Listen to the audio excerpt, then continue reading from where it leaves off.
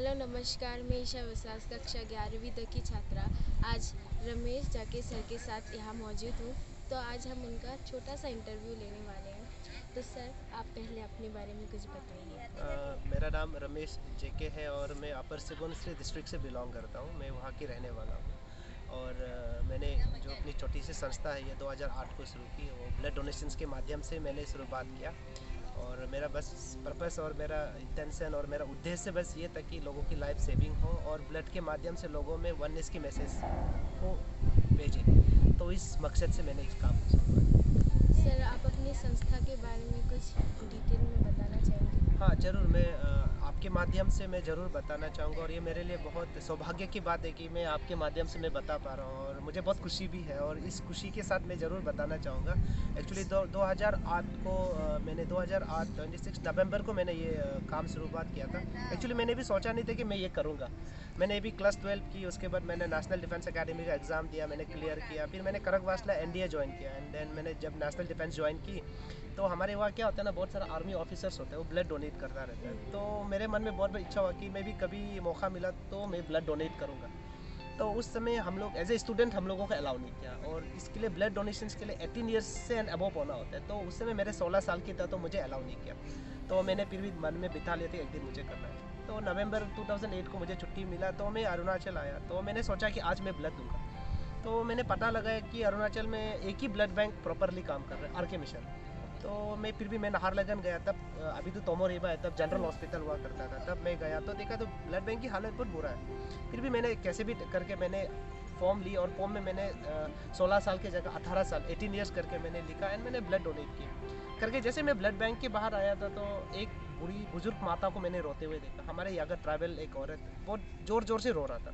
तो मैंने उनको पूछा कि क्या हुआ, आप क्यों रो रहा है? तो उसने बोला कि उनकी 5 साल की बेटी है, उनको अभी डॉक्टर ने ऑपरेट किया और ओवर ब्लीडिंग हो गया, जिसकी वजह से उसको अभी 3 यूनिट्स ब्लड की ज़रूरत है। तो वो बेचारा एक दूर दरार से आया हुआ माँ, जो हम लोग पढ़ा लिखा लोग भी ब्लड का नाम सुन के घबरा जाते हैं, वो तो दूर दरार से है, जिसको वो कभी ज़िंदगी में उन्होंने कभी सोचा भी नहीं होगा कि ब्लड भी दिया जाता है। जब उनको बताया तो वो बहुत बेचारा अपनी बेटी की ज़िंदगी बचाना था, बहुत मेहनत की, लोगों को हाथ जोड़ा, पैर पकड़ा, लोगों को कन्विंस किया, लेकिन किसी ने भी आगे नहीं आया। तो हताश होकर रो रहा था। तो मैंने जब पूछा, उसने बताया तो मैं तो दे नहीं सकता, मैं दे चुका था किसी और को। फिर मैंने भी बहुत कोशिश की, कोई आगे नहीं आया। तो उस दौरान वो बच्चे की डेथ हो गई ऑपरेशन टेबल पे। तो उस माँ का चेहरा में उम्मीद को टूटता हुआ मैंने देखा, रोता हुआ देखा। और उस माँ ने अपने बच्चे की 5 साल की बेटी की, वो कभी ज़िंदगी में उन्होंने कभी सोचा भी नहीं होगा कि ब्लड भी दिया जाता है। जब उनको बताया तो वो बहुत बेचारा अपनी बेटी की ज़िंदगी बचाना था, बहुत मेहनत की, लोगों को हाथ जोड़ा, पैर पकड़ा, लोगों को कन्विंस किया, लेकिन किसी ने भी आगे नहीं आया। तो हताश होकर रो रहा था। तो मैंने जब पूछा, उसने बताया तो मैं तो दे नहीं सकता, मैं दे चुका था किसी और को। फिर मैंने भी बहुत कोशिश की, कोई आगे नहीं आया। तो उस दौरान वो बच्चे की डेथ हो गई ऑपरेशन टेबल पे। तो उस माँ का चेहरा में उम्मीद को टूटता हुआ मैंने देखा, रोता हुआ देखा। और उस माँ ने अपने बच्चे की 5 साल की बेटी की डेड बॉडी को हाथों में लेते रोते रोते हुए चला गया। तो मुझे बहुत दुख लगा वो घटना, वो इंसिडेंट। तो मैंने जब मैंने पता लगाया तो अरुणाचल में ब्लड बैंक है ही नहीं। मतलब 1000 लोग का डेथ हो गया ब्लड की कमी की वजह से, ओवर ब्लीडिंग की वजह से। जब गर्भवती महिलाएं, प्रेग्नेंट मदर जब बच्चे देते हैं तो ज़्यादा ब्लीडिंग की वजह से माँ मर गई, बच्चे मर गए, कैंसर पेशेंट का डेथ हो गया, सेकिटी पेशेंट डेथ हो गया। ऐसे बहुत सारी बीमारी है, हेमोफीलिया, थैलेसीमिया, लिकोमिया ऐसा। तो उनको देखते हुए मैंने डिसाइड किया कि कुछ भी हो जाए अरुणाचल में ब्लड सर्विसेज को मैं शुरू करूँगा। तब मुझे ब्लड की कुछ मतलब पता नहीं था, मैंने सोचा कि मैं करूँगा।